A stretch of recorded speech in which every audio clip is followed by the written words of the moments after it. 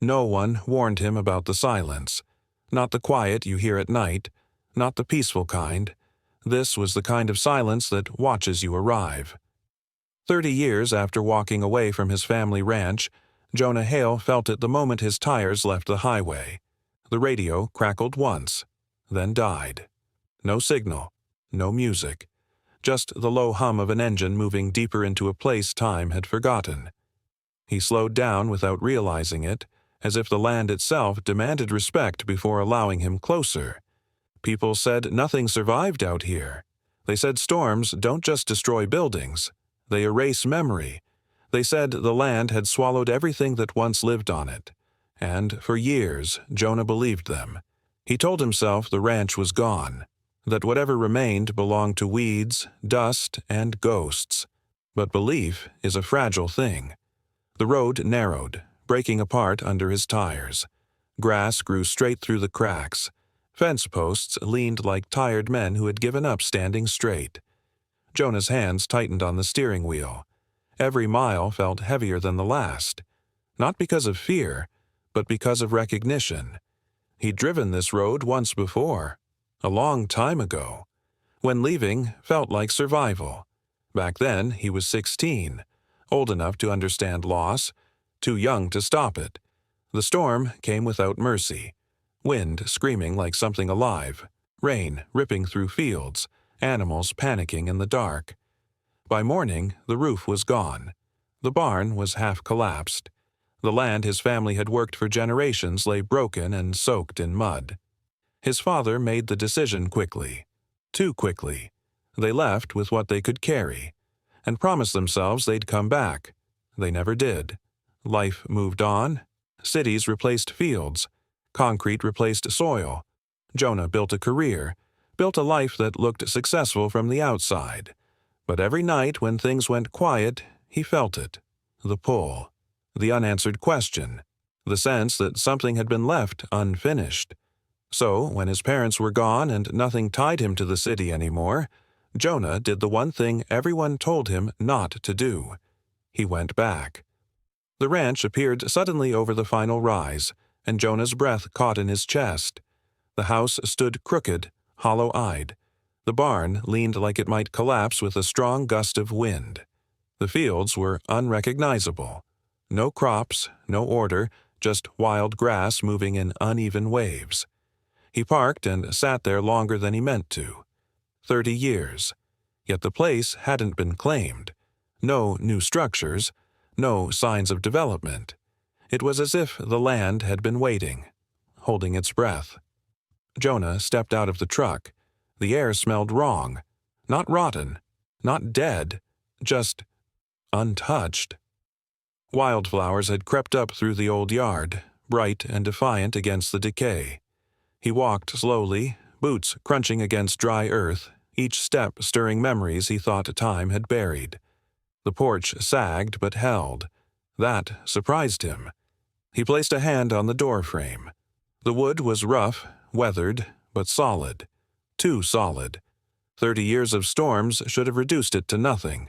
He told himself it was just luck, just the way old wood sometimes lasts. Then he noticed something that made him stop cold. Footprints. Not his. Fresh. Clear. Leading away from the house.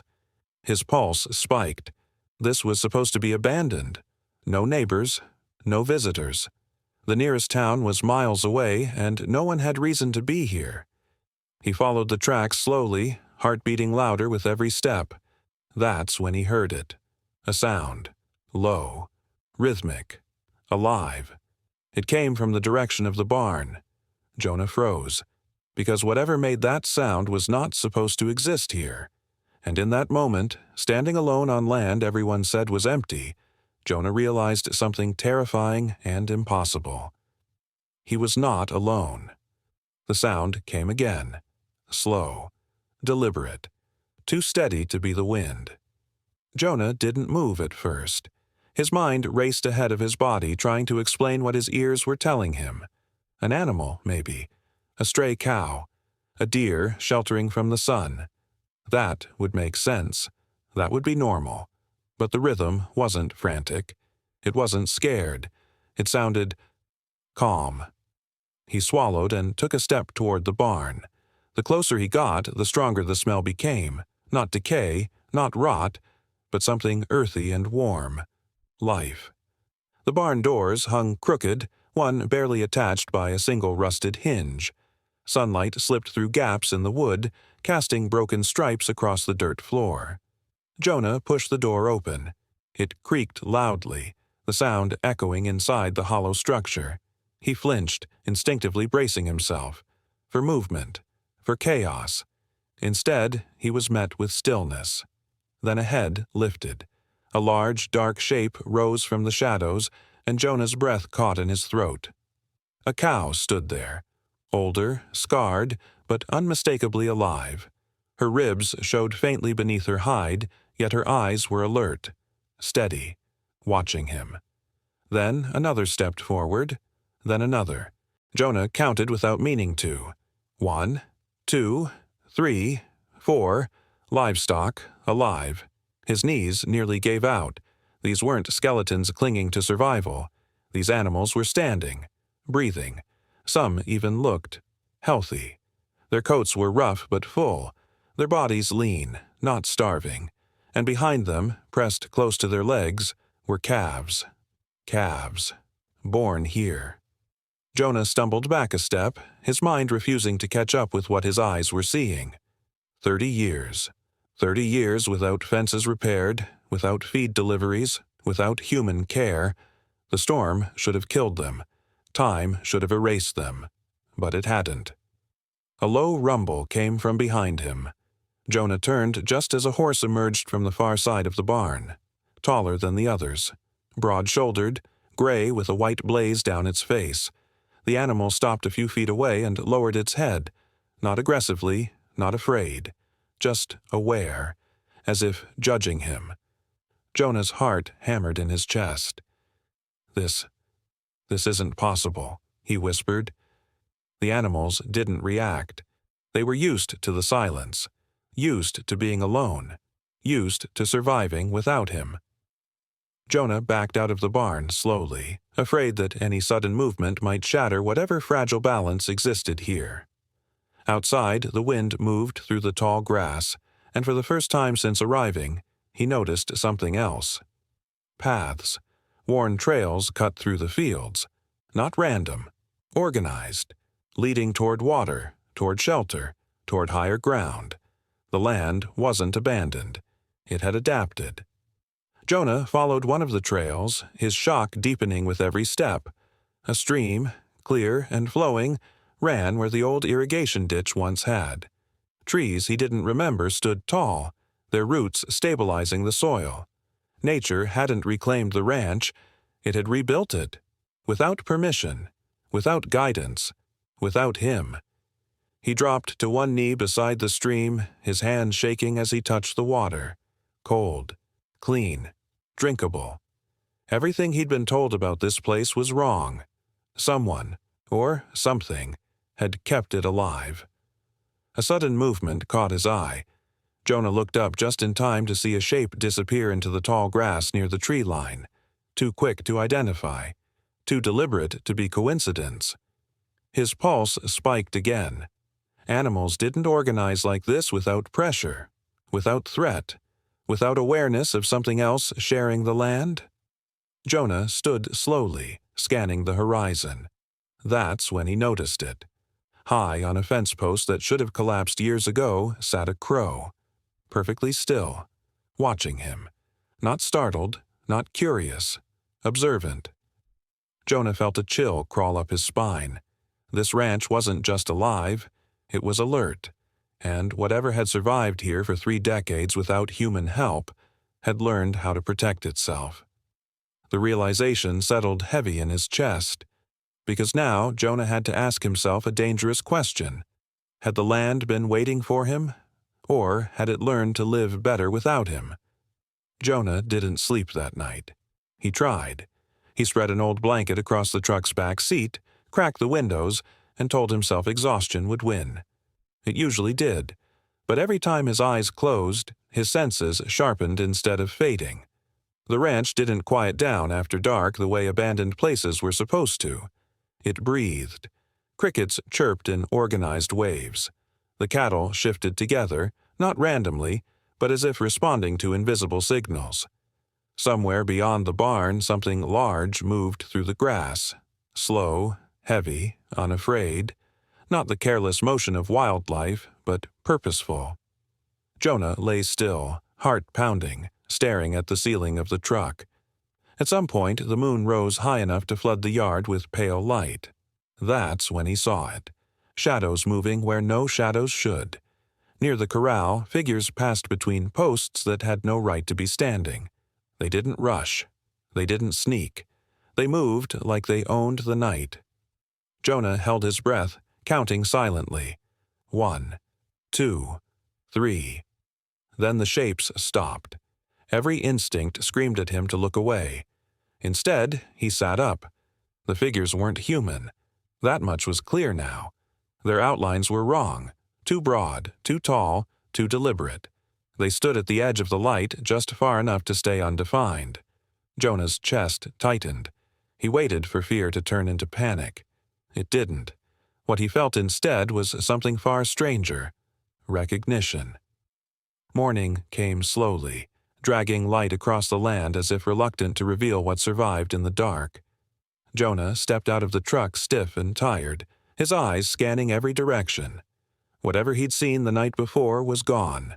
No tracks, no broken grass, no signs of intrusion. The animals, however, were already awake. The cattle stood together near the barn, calves tucked safely inside the circle. The horse watched him approach, ears turning toward him but body relaxed. Nothing ran, nothing scattered. Jonah realized then that the animals weren't just surviving. They trusted the land, and the land trusted something else. Jonah walked the perimeter next, following the old fence line. Some posts were broken, yes, but others had been reinforced. Not with wire or nails, but with stone, wedged carefully at the base. Someone, or something, had stabilized them. He crouched, examining the ground. There were tracks now, clearer in daylight, hoof prints, paw prints, and something else, something with too many toes. Jonah stood abruptly. "That's not possible," he muttered. He kept walking, his curiosity overpowering his unease. Near the far edge of the property, where the land dipped into a shallow ravine, he found the source of the nighttime movement. Shelter. Not a house, not a den. A system. Branches woven together into windbreaks. Stones stacked to divert rainwater. Elevated ground reinforced with packed earth and roots. It was crude, but intelligent. Efficient. Designed for long-term survival. Jonah felt a strange pressure behind his eyes.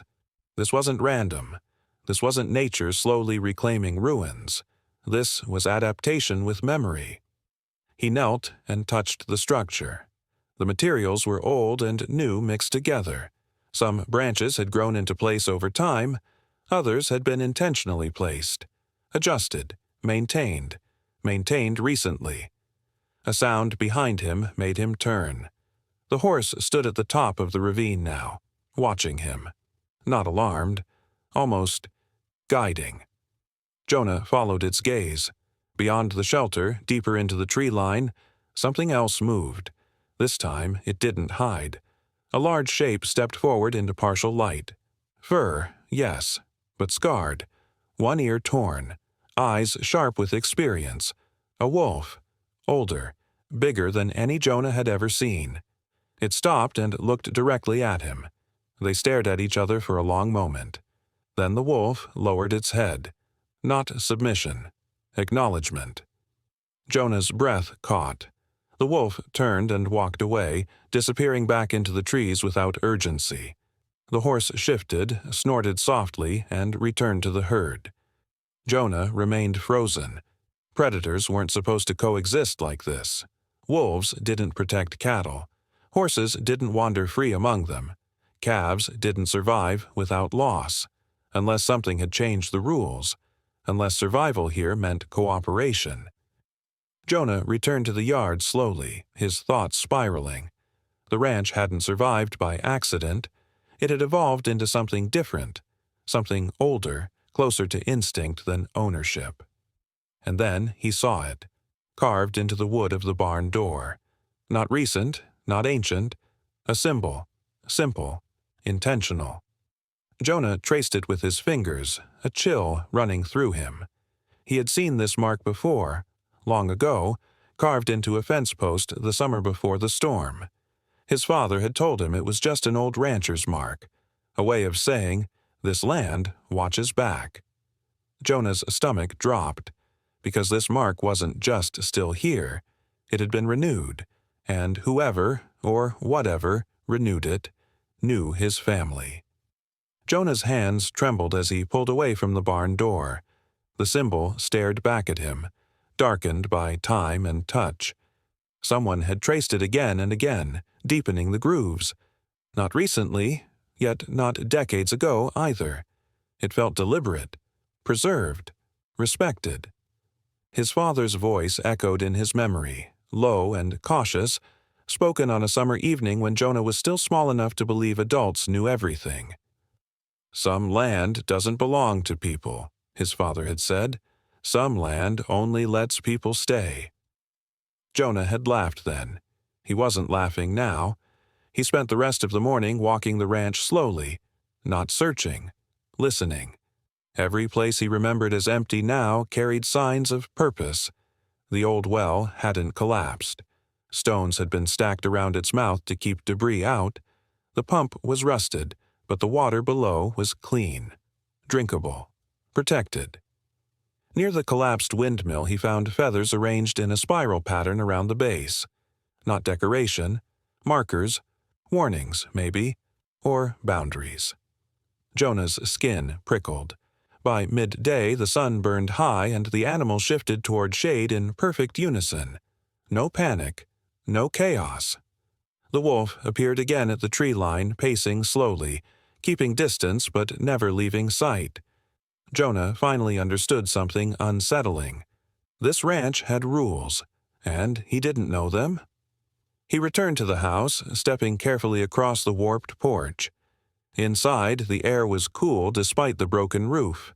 Sunlight filtered through holes above, illuminating dust motes that drifted lazily like they had nowhere else to be. Furniture lay collapsed but untouched by scavengers. No claw marks, no nests.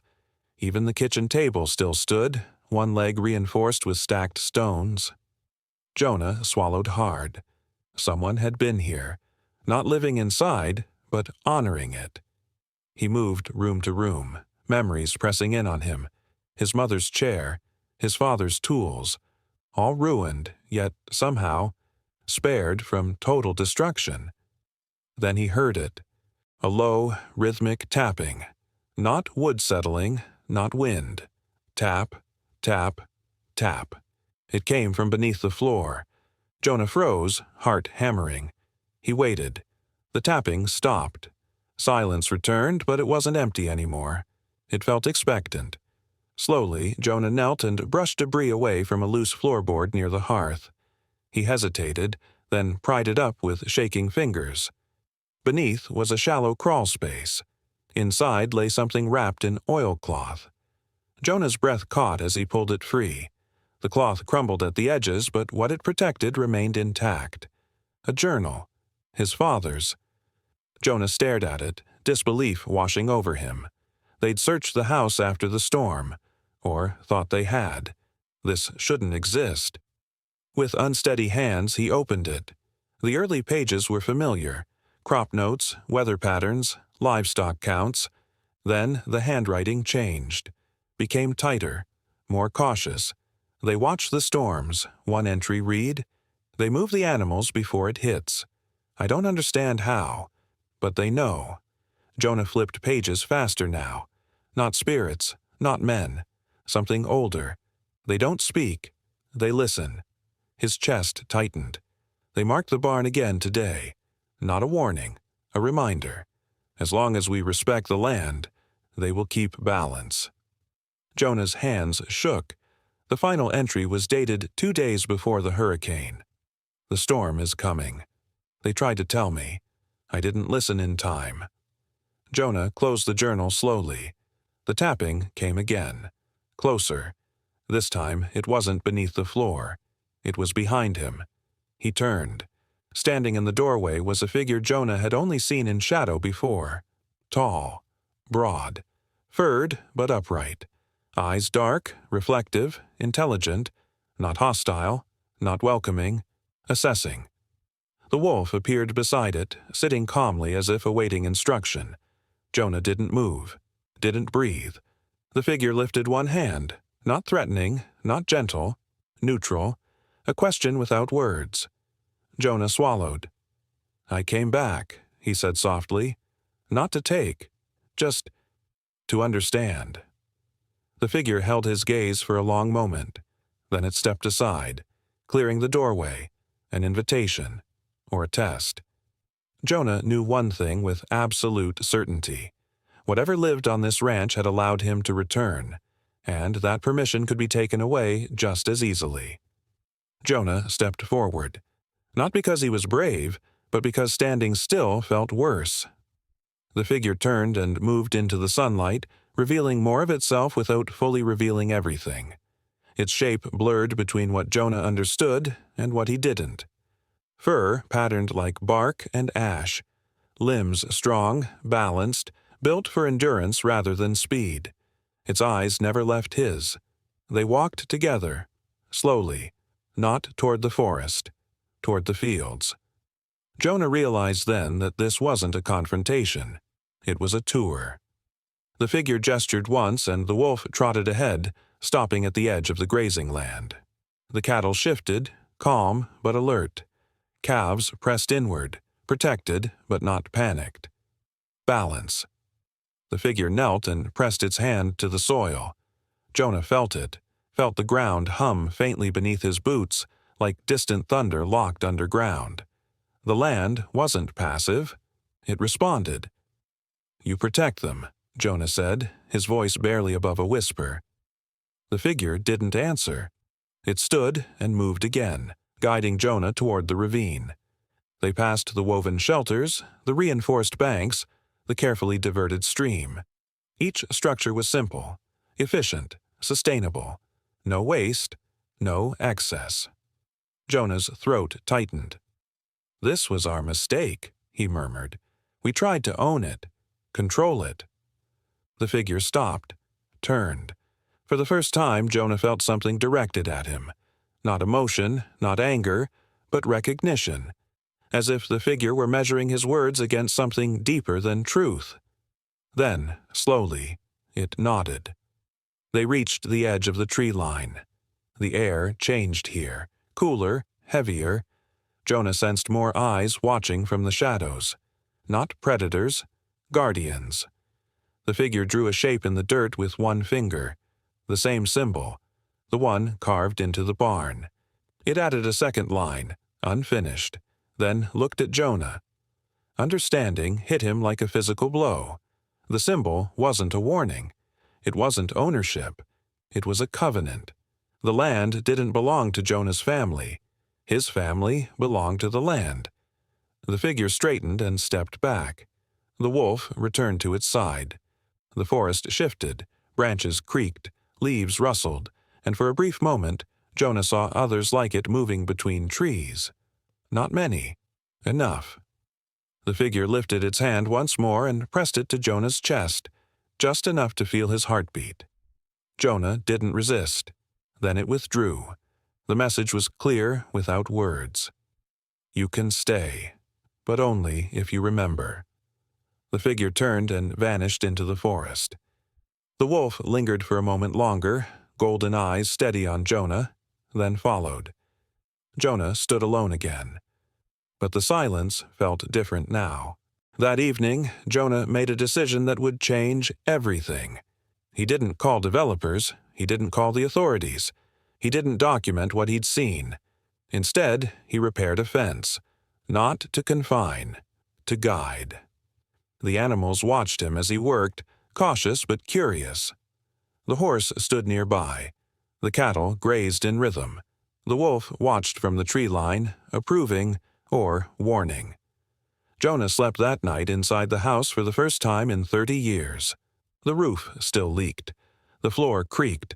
But nothing came in the dark, because he was no longer an intruder. He was a caretaker again. At dawn, Jonah awoke to something new. Voices, not from the land, from the road. Engines, doors, laughter, people. He stepped onto the porch just as 3 trucks pulled up along the property line. Men stepped out surveying the land with open interest. Measuring eyes, greedy smiles. One of them waved. "Hey, you the owner," the man called. "We heard this land was abandoned." Jonah felt the ground shift beneath his feet. The animals moved closer together, and from the trees behind him, the forest went still. Jonah understood then. The land had let him return, but now it was watching to see what he would do next. Jonah didn't answer right away. He stood on the porch, feeling the land tense beneath him like a held breath. The men by the trucks laughed casually, already stepping over the broken fence as if permission were assumed. One of them kicked at the soil, nodding to the others. "Good ground," he said. "Real good." The animals felt it instantly. The cattle shifted tighter. The horse stamped once, sharp and loud. From the tree line the wolf appeared, just its silhouette at first, unmoving. The men noticed. "Did you see that?" one asked, half joking. "Big dog," Jonah finally spoke. "This land isn't for sale." The men exchanged looks. "Everything's for sale," the leader said, smiling thinly. "Especially abandoned places." Jonah stepped down from the porch. "It's not abandoned," he said. "It's protected." They laughed again, louder this time. That's when the wind changed. Not a gust. A pressure shift. The tall grass bent in a single direction. Birds lifted from the trees all at once. The wolf moved forward, then stopped, sitting calmly at Jonah's side. The men fell silent. From the forest came movement, slow, heavy, deliberate. One shape, then another, then more, just visible between trunks. Upright, still, not threatening, watching. The leader swallowed. "You got people out here?" he asked. Jonah didn't answer. He didn't need to. The land answered instead. A low vibration rolled beneath their feet, subtle but undeniable. One man staggered back. Another dropped his measuring tape, hands shaking. The animals didn't flee. They stood their ground. The forest had drawn a line. "Okay," the leader said quickly. "No problem. We'll head out." They didn't wait for permission this time. Engines roared to life. Trucks reversed awkwardly, tires spinning in the dirt. Within seconds, they were gone, leaving behind nothing but dust and fear. Silence returned, but it was peaceful now. Jonah exhaled for the first time in minutes. The wolf stood and walked back toward the trees. The figures faded with it, dissolving into shadow and leaf. The land relaxed. That night, Jonah buried his father's journal beneath the old oak at the edge of the field, where the symbol had been carved long ago. Not hidden, planted. Over the weeks that followed, Jonah worked. Not to rebuild the ranch the way it had been, but to listen. He repaired only what was necessary. He let fields remain wild where they needed to be. He followed the animals' patterns instead of forcing his own. When storms came, he moved when the land moved. The figure returned sometimes, always at a distance, always observing. Jonah never tried to follow. Word spread quietly that the ranch wasn't empty anymore. People said animals there didn't behave right, that fences fixed themselves, that the land felt watched. No one came close again. Years passed. The ranch flourished, not as a business, not as a monument to the past, but as something rare, balanced. Then, one evening, a boy arrived. He stood at the edge of the property, unsure, holding a broken map and a backpack too heavy for his shoulders. Jonah approached slowly. "You lost?" Jonah asked. The boy nodded. Jonah glanced toward the trees. The wolf sat in the distance, watching. The figure stood just behind it, barely visible, waiting.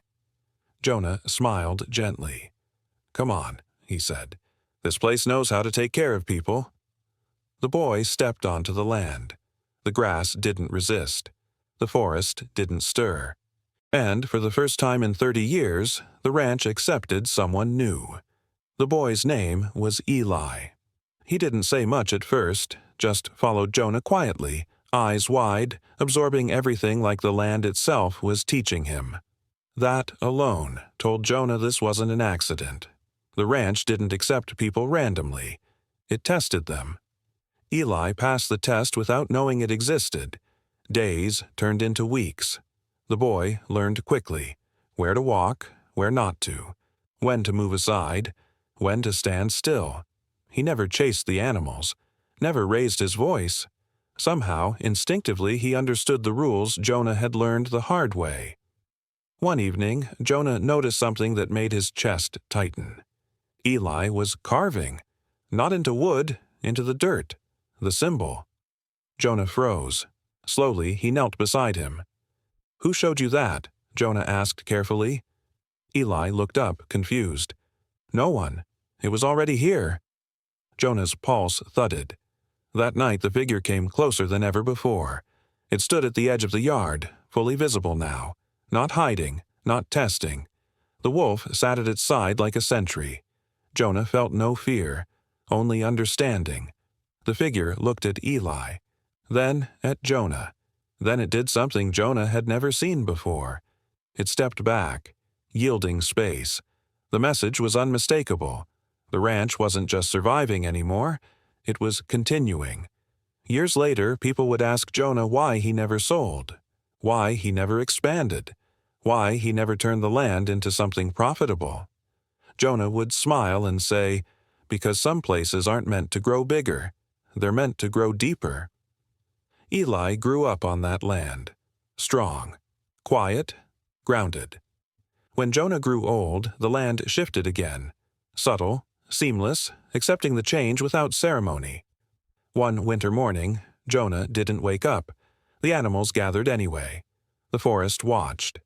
Eli stood alone on the porch, the journal in his hands, the symbol carved deeper beneath his feet. From the trees, the figure emerged one last time and stopped beside him.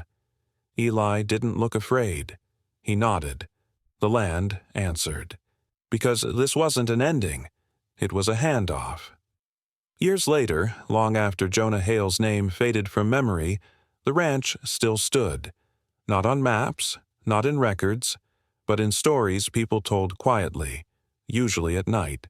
They said there was a place where storms lost their strength, where animals never turned on one another, where land healed itself if you listened long enough. Some claimed they'd seen shapes at the tree line, tall, still, watching. Others swore the fences realigned themselves after heavy wind. Most didn't believe it. Eli never corrected them. He had grown into the land the way roots grow into soil, not forcefully, but inevitably. The ranch never belonged to him, and he never pretended otherwise. He rose when the land stirred. He rested when it went quiet. The animals followed him, not out of obedience but familiarity. The symbol remained, sometimes freshly carved, sometimes softened by time. One evening, a storm came rolling in, dark, fast, and violent, the kind that once destroyed everything Jonah's family loved. Eli stood at the edge of the field, feeling the air tighten, listening to the deep vibration beneath his feet. The land spoke, not in words, in movement. Eli acted before the first drop fell. Animals shifted, shelter filled, water redirected. When the storm hit, it broke itself against balance instead of walls. By morning, nothing was lost. That was when Eli understood the final truth Jonah never spoke aloud. The ranch wasn't protected by the guardians. The guardians were protected by the land. And caretakers weren't chosen by blood. They were chosen by restraint. As dawn rose, Eli walked to the barn and added a final line to the symbol, completing what Jonah never could. The figure watched from the trees, not as a judge now, but as an equal. Somewhere far away, a man would one day hear a quiet pull he couldn't explain, a restlessness, a question with no clear answer, and when he followed it, the land would be waiting, not empty, not abandoned, alive, watching.